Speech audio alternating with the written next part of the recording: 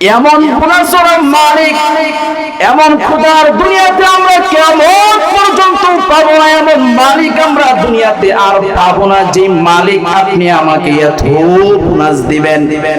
আরো সহজে যদি বলি, ফ্রি সার্ভিসে যে অক্সিজেন আমরা বাতাস ব্যবহার করি, যদি এটা টাকার বিনিময়ে ব্যবহার করা লাগতো তাহলে কিছু সংখ্যক ধনাত্ম ব্যক্তি ছাড়া, শিল্পপতি ছাড়া তারাও পারতো না, কিছু সময়ের জন্য পারতো এই অক্সিজেন কিনে ব্যবহার করার জন্য। কিন্তু মালিক, আপনি মালিকের কত বিধান ছেড়ে দিয়েছেন। যখন থেকে আপনার উপর 5 ওয়াক্ত নামাজ ফরজ হয়েছে আপনি কত নামাজ নষ্ট করে দিয়েছেন।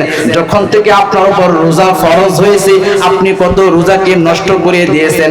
যখন থেকে আপনার উপর যাকাত ফরজ হয়েছে আপনি যাকাত দেন নাই। যখন পর্যন্ত একজন আরেকজনের মাল লুণ্ঠন আপনার জন্য নিষেধ এসেছিল সেটাও আপনি করেছেন। তারপর আপনার মালিক আপনার জন্য একদিনের জন্য এই বাতাস, একদিনের জন্য আপনার রিজিক আপনার সামনে এসে কেড়ে নেয় নাই?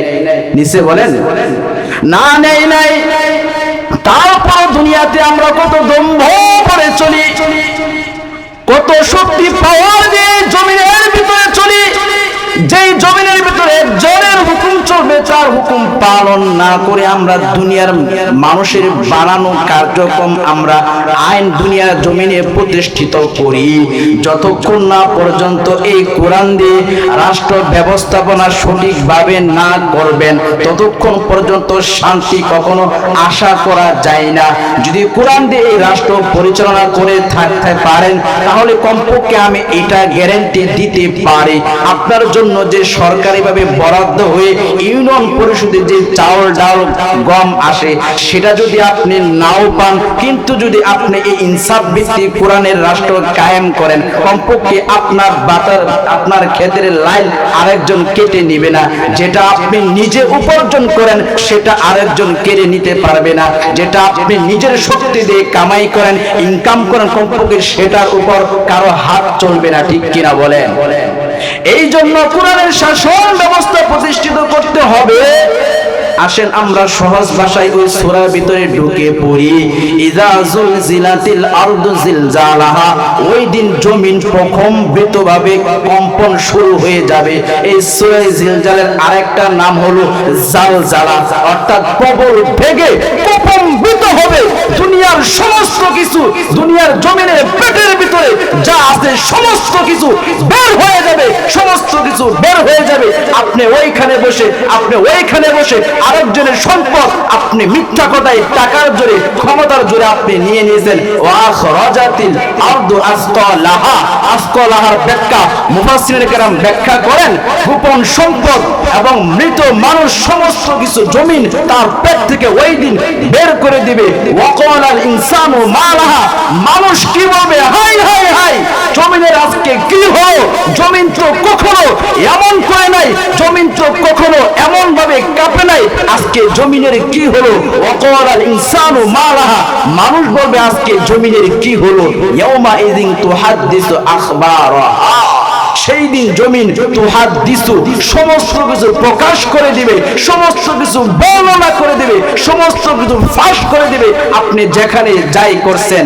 বিআন্না রাব্বাকা আওহা লাহা, ওই দিন আল্লাহ তাআলা জমিনকে বলবে কুলি ফাকালা, তুমি বলতে থাকো। জমিন আল্লাহ তাআলার আদেশে সমস্ত কিছু বলতে থাকবে। ওয়াকালাল ইনসানু মা লাহা, মানুষ বলবে হাই হাই হাই, আজকে কি হলো? জমিনের আজকে কি হলো? জমিন কেন আজকে এমন ভাবে নাড়াচাড়া করতেছে? ওয়ান নাজমা ওয়াশ শাজারা ইয়াসজুদান কামা ফাদ্দালা মাকানান আলা মাকান ওয়া ইনসানান আলা ইনসান ونشهد أن لا إله إلا الله وحده لا شريك له ونشهد أن سيدنا ومولانا محمدا عبد الله ورسوله أعوذ بالله من الشيطان الرجيم إذا زلزلت الأرض زلزالها وأخرجت الأرض أثقالها وقال الإنسان ما لها وقال النبي صلى الله عليه وسلم حب الدنيا رأس كل خطيئة ونحن على ذلك من الشاهدين والذاكرين والحمد لله رب العالمين میں عاشق مولا ہوں مگر عشق نرالا میں عاشق مولا ہوں مگر عشق نرالا یہ جملہ جہاں جن کے تجلی سے اجالا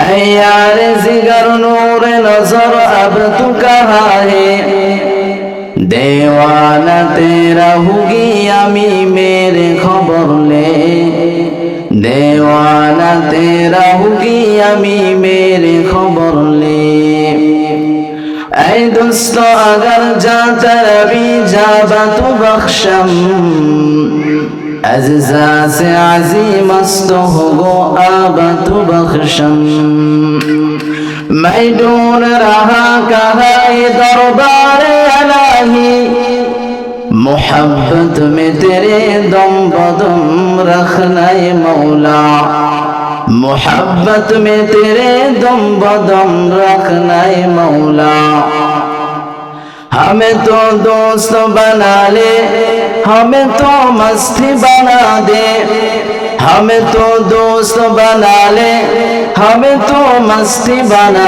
دے ہمیں تو پیار بنا لے ہمیں تو یار بنا لے ہمیں تو پیار بنا لے ہمیں تو یار بنا لے تو خدا وند یمینی تو خدا وند یساری تو خدا وند ارضی তো খোদা ওয়ান্দে সামাবি পৃথিবী থেকে আপনার আমার বিদায় যে নিতেই হবে এটাই নিশ্চিত সমস্ত কিছু অনিশ্চিত কিন্তু মৃত্যু আপনার আমার নিশ্চিত কোনো সন্দেহ আছে বলেন নাই একজন ব্যক্তির আমি পরিচয় দেই শুধু উনি ওনার জেলার নয় নরসিংদী জেলার যে শিল্পপতি পুরো বাংলাদেশের শিল্পপতি ছিল উনি কিরকম পাওয়ার ছিল বলেন সাধারণ পাওয়ার যদি ময়মনসিংহ জেলায় কোনো মিল কারখানা হইতো ওনার একটা সিগনেচার সাইন প্রয়োজন পড়তো তাহলে সাধারণভাবে কোনো কম পাওয়ার নাকি দুনিয়াতে না তো ওনারা জানাজার প্রথম বলা হয়েছিল ঘরের ভিতরে পড়ার জন্য তারপর অনেক সিস্টেমে বিভিন্ন ভাবে এদিক সেদিক করে মাঠে হয়েছে অর্থাৎ যতই শক্তি পাওয়ার আপনার থাকুক না কেন কোনো কাজে আসবে মৃত্যু যে নিশ্চিত এটাই সত্য কোনো প্রকার কোনো সন্দেহ নাই এই জন্য আসেন আমরা আল্লাহ পাক রব্বুল আলামিন এই সূরা জিলজালের ভিতরে মানুষ যে দুনিয়াতে অন্যের সম্পদ লুণ্ঠন করে ইনসাফ ভিত্তিক কাজ করে না একজন আরেকজনের সম্পদকে ছিনিয়ে নেয় ক্ষমতার জোরে টাকার জোরে পাওয়ারের জোরে ঠিক কিনা কিন্তু ওই দিন মাটি তার সমস্ত কিছু তার পেটের ভিতর থেকে বের করে দিবে সমস্ত কিছু ফাঁস হয়ে যাবে আর কোনো সুযোগ থাকবে না তখন ডাকাতকে বলা হবে চোরকে বলা হবে আজকে তোমার কি পরিমাণের সম্পদ দরকার ও আখরাজাতিল আরদু আসকালাহা নাও তোমার সামনে রাখা হলো তোমার কত প্রয়োজন তুমি নাও তোমার কত জরুরত তুমি নাও তখন আর তারা বলবে আজকে এগুলা কিছু দরকার নাই কিন্তু দুনিয়াতে ভাই বোনের সম্পদ নিয়ে নিচ্ছে স্বর্ণ রূপা নেই কিনা মনে আমাদের এলাকায় নাই না আছে কোরআনের কথা হয়তো আমার পক্ষেও পড়তে পারে হয়তো আপনার পক্ষেও পড়তে পারে কোনো সমস্যা আছে বলেন না হয়তো সেটা আমার ঘরেও পৌঁছতে পারে কেন ভেঙ্গে চুরে বললাম যেহেতু আমার বাড়ির কাছে দূরে হয়তো অনেকে গেলে বলতে হুজুরে চাপা মারতেছে কিন্তু কোরআনের কথা আমার ঘরের ভিতরে পৌঁছতে পারে আপনাদের ঘরের ভিতরে পড়তে পারে কোরআনের তরজমা আপনারও হতে পারে আমার পক্ষেও আসতে পারে আপনার পক্ষেও আসতে পারে এই জন্য ইমাম কুরতুবী রাহমাতুল্লাহি আলাইহি বলেন এই সূরা নাজিল হওয়ার কারণ সহজ ভাষায় বলে কোন কারণে নাজিল হলো। উনি বলেন এই সূরা নাজিল হওয়ার কারণ হলো কিয়ামত দিবসের ভয়াবহতা এবং ইনসাফের এক প্রকাশ করার জন্য আল্লাহ তাআলা এই সূরা জিলজাল নাজিল করেছেন। এর আরেকটা কারণ হলো তাফসীর ইবনে কাসিরের ভিতরে আল্লামা ইবনে কাসির রাহমাতুল্লাহি আলাইহি বলেন এই সূরা নাজিল হওয়ার আরেকটা কারণ হলো মানুষ ছোট গুনাহকে, মানুষ ছোট আমলকে গুরুত্ব দিত না, ওই গুরুত্ব বোঝানোর জন্য আল্লাহ তাআলা আপনার আমার সামনে এই সূরা জিলজাল নাজিল করেছেন। এবং ইমাম তাবারি রাহমাতুল্লাহি আলাইহি বলেন এই সূরা নাজিল হওয়ার কারণ হলো সাহাবী এবং কিছু তাবেঈর মত অনুযায়ী মানুষ ছোট আমলকে গুরুত্ব দিত না, বড় আমলকে মানুষ বেশি গুরুত্ব দিত, ওইটা বোঝানোর জন্য আল্লাহ তাআলা এই সূরা জিলজাল নাজিল করেন। আসেন আমরা এই সূরা জিলজাল থেকে কিছু কথা আমরা শুনি। আল্লাহ পাক রব্বুল আলামিন আপনি আমাকে দুনিয়ার জমিনে প্রেরণ করেছেন একমাত্র তার গোলামি করার জন্য, তার ইবাদত করার জন্য।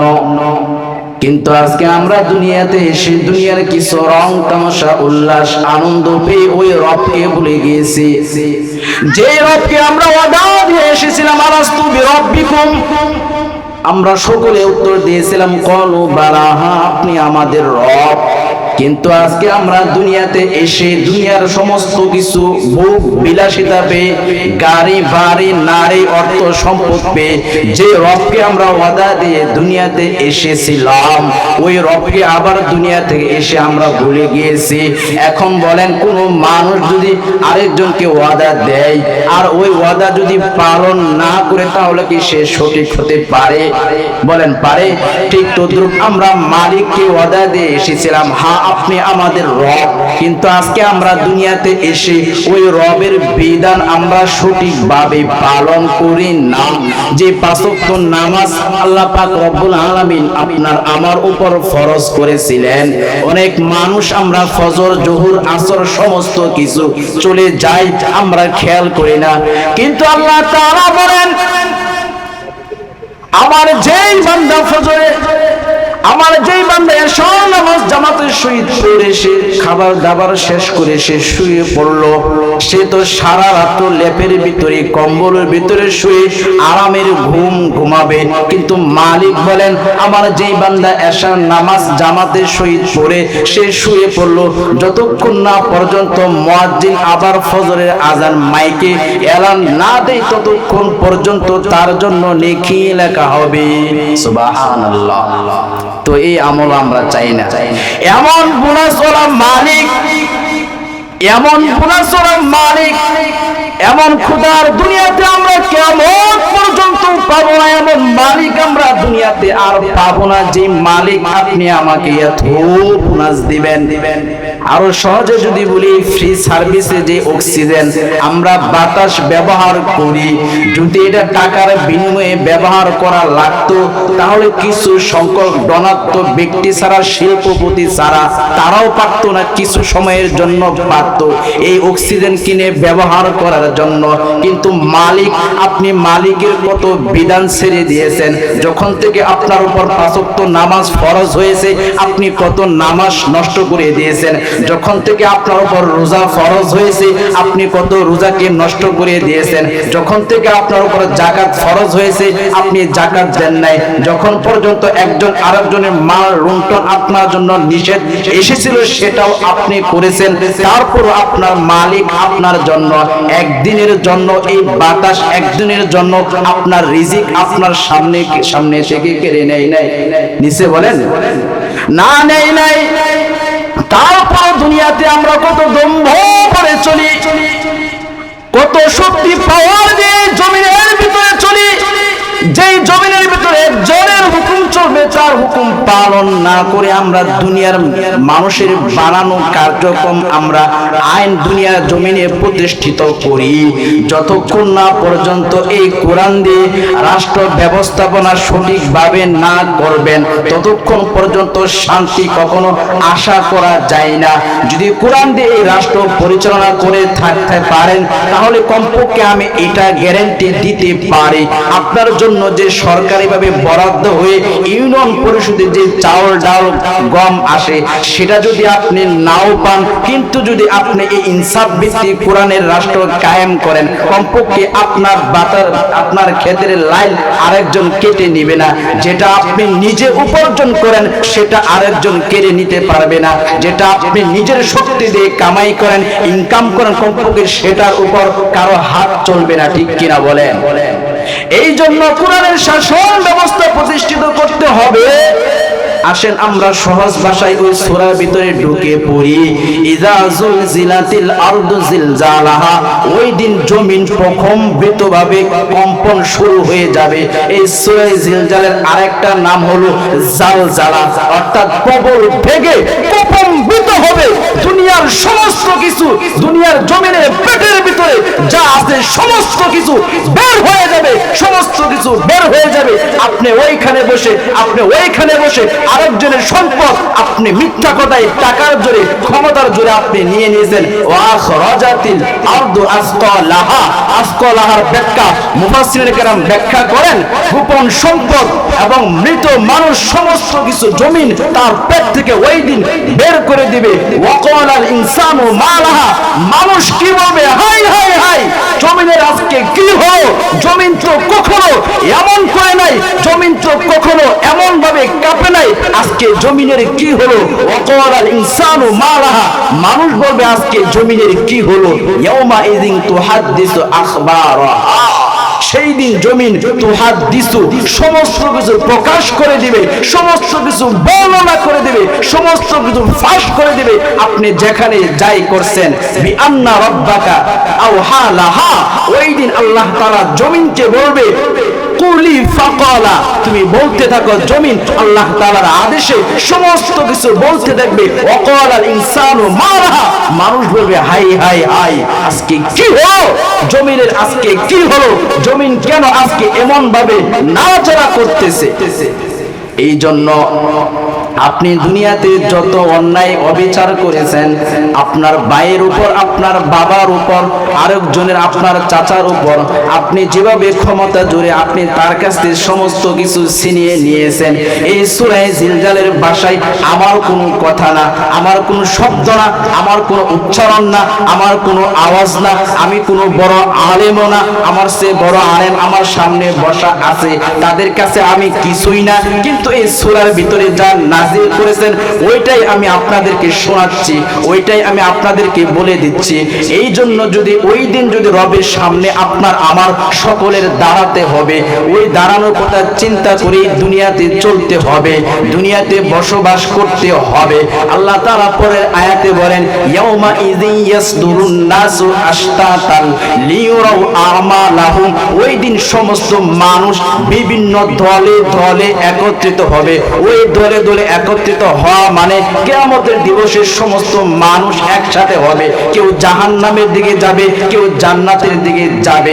এই জন্য যদি ওই সময় যদি হতাশা না পড়তে হয়, ওই সময় টেনশনে না পড়তে হয়, এই জন্য কখনো আপনাকে আল্লাহ তাআলা যে সম্পদ দিয়েছেন, যে ক্ষমতা দিয়েছেন, যতটুকু রিজিক দিয়েছেন ততটুকু পালন করে ওই রবের ইবাদত করেন। ওয়াফিস সামাই রিজকুকুম, রিজিক তো আসমান থেকে আসে, এই জন্য আসমানের মালিকের সাথে সম্পর্ক করেন। এই জন্য মালিকের সামনে যদি মালিকের সাথে যদি আপনি সম্পর্ক এমন ভাবে জুড়তে পারেন। এর আমি একটা উদাহরণ দেই। এক বাদশাহ তো তিনি তার রাজ দরবারের সমস্ত সম্পদ স্বর্ণ রূপা সমস্ত কিছু রাজ দরবারের সামনে রাখলো। সেনাপতি বিভিন্ন লোক যার যার মতো সমস্ত মাল নেওয়া শুরু করলো, কিন্তু ওই বাদশার যে খাদেম সেই বাদশাহ বলতেছে তুমি তো কিছু নেও না, তারা তো সমস্ত কিছু নিয়ে যাচ্ছে, তখন ওই খাদেম বলে, মালিক আমি যদি আপনাকেই পাই তাহলে আপনার স্বর্ণ রূপা তাদের অর্থ সম্পদ দিয়ে কি হবে? এই আলোচনা থেকে কি বুঝলেন? যদি রবের সাথে আপনি সম্পর্ক জুড়তে পারেন, রবের সাথে যদি আপনার ভালোবাসার সম্পর্ক লাগাতে পারেন, মহব্বত জোড়াতে পারেন, দুনিয়ার সমস্ত কিছু যদি আপনার সামনে রাখা হয়, টাকা ব্যাংক ব্যালেন্স যাই বলেন না কেন, যদি মালিককে একবার এই অন্তরের ভিতরে জায়গা দিতে পারেন, তো আমি আমাদের এই ইউনিয়নের চেয়ারম্যানের কাছে জিজ্ঞেস করবেন, উনি যদি একবার রবকে চিনতে পারত তাহলে উনি বলতো, কে রাজনীতি করলাম, কে মানুষের পিছনে দৌড়ালাম ক্ষমতার জন্য। এই জন্য মালিকের সাথে যদি সম্পর্ক করতে পারেন, মালিকের সাথে যদি মহব্বত করতে পারেন, যেই ব্যক্তি 5 ওয়াক্ত নামাজ জামাতের সহিত পড়ে, তার যদি 1 ওয়াক্ত নামাজ ছুটে যায়, তার যতক্ষণ না পর্যন্ত সে এই নামাজটা সে আদায় না করে, ততক্ষণ পর্যন্ত তার অন্তরের ভিতরে যাওয়া শুরু হয়। ঠিক তদ্রুপ যেই বান্দা মালিকের সাথে সম্পর্ক করবে, মালিকের সাথে বন্ধুত্ব জোড়াবে, সে যতক্ষণ না পর্যন্ত সে মালিককে না ডাকতে পারবে, তার অন্তরে শান্তি আসবে না। এই জন্য মালিকের সাথে আপনার আমার সম্পর্ক জুড়তে হবে।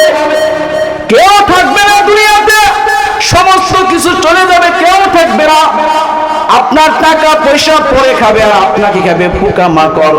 এই জন্য কবরে যখন আপনি চলে যাবেন, পোকা মাকড় খাবে আপনাকে, আর আপনার সম্পদ খাবে পরে। এই জন্য দুনিয়াতে আসেন, দুনিয়াতে কয়দিন বাঁচবেন? আপনার চায়ের দোকানের অনেক বন্ধু আপনাকে ছেড়ে চলে গেছে, আপনার অনেক খেলার সাথে আপনাকে ছেড়ে চলে গেছে। আরো সহজে বলি, আপনার ফ্যামিলি মেম্বার থেকে হয়তো কারো ভাই, হয়তো কারো বাবা, হয়তো কারো মা চলে গেছে, এখনো কি জাগ্রত হওয়ার সময় হয় নাই। আরো সহজে বলি, যখন পানিপুরি কাকরি মাদ্রাসায় জানাজার নামাজ শুরু হয়, বিভিন্ন মানুষের জানাজার হয়, তখন ইমাম সাহেবরা এবং আলেম উলামারা বলি, দুনিয়া তো ক্ষণস্থায়ী, দুনিয়াতে কিছুই থাকবে না, ওই লাশকে সামনে রেখেও আমাদের সজাগ হয় না। এই জন্য দুনিয়াতে আমরা বেশি দিন থাকতে পারবো না, চলেই যেতে হবে।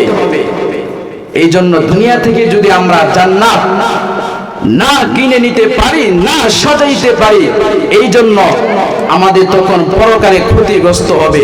এই জন্য আমি আপনাদেরকে একটা বাক্য শিখাই। কি বাক্য?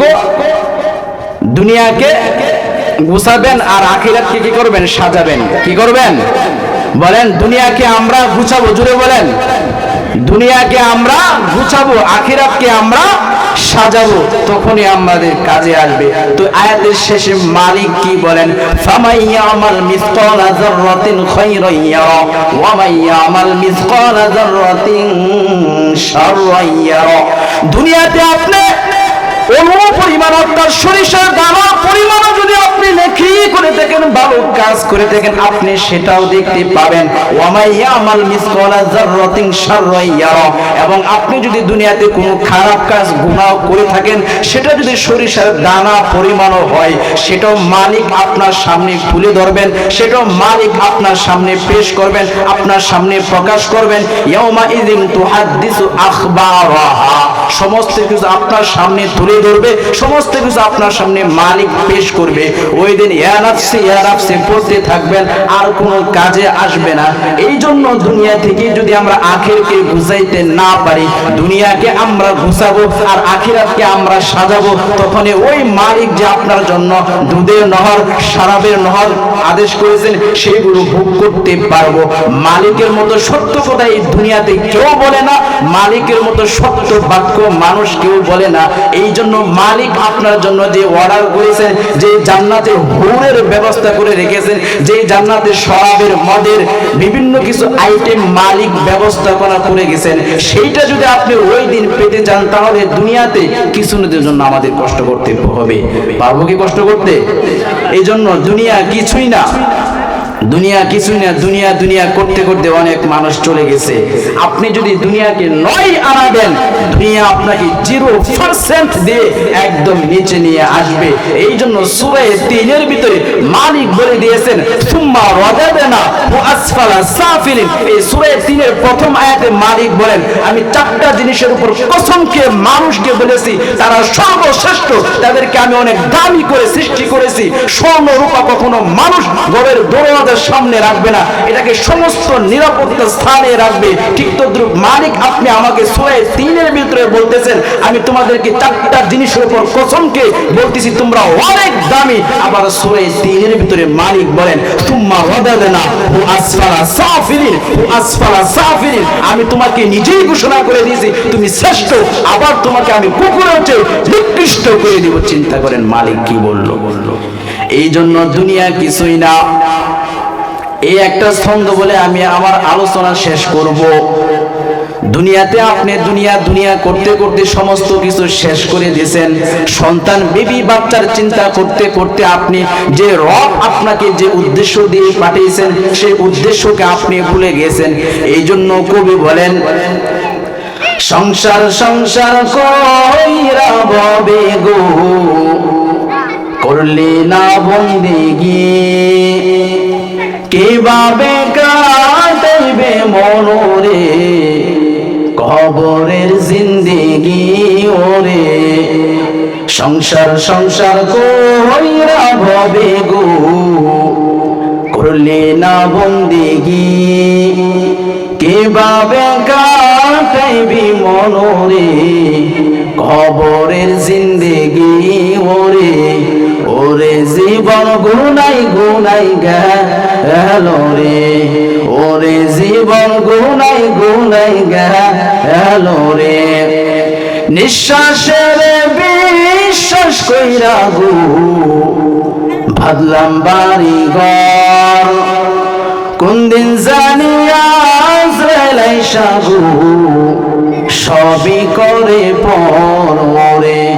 ওরে জীবন গুনাই গুনাই গেল রে, ওরে জীবন গুনাই গুনাই গেল রে।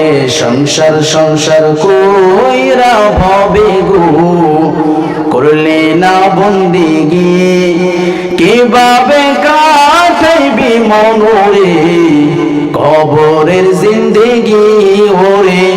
ওরে জীবন গুনাই গুনাই গেল রে, ওরে জীবন গুনাই গুনাই গেল রে। ছেলে মেয়ের মান পয়রা গো ডাকলে না মনারে, কি জানি কি উপায় হবে গো অন্ধকার কবরে। ছেলে মেয়ের মায় পয়রা গো ডাকলে না মাওলারে, কি জানি কি উপায় হবে গো অন্ধকার কবরে ওরে। ওরে জীবন গুনাই গুনাই গেল রে, ওরে জীবন গুনাই গুনাই গেল রে। এই জন্য দুনিয়া তো কোনোই কাজে আপনার লাগবে না। যদি দুনিয়াকে আপনি দুনিয়াতে রবের ইবাদত করে যেতে পারেন তাহলে আপনার জান্নাত সুন্দর হবে। আমার শেষ কথা হলো, শেষ বাক্য হলো দুনিয়াকে গুছান, আখিরাতকে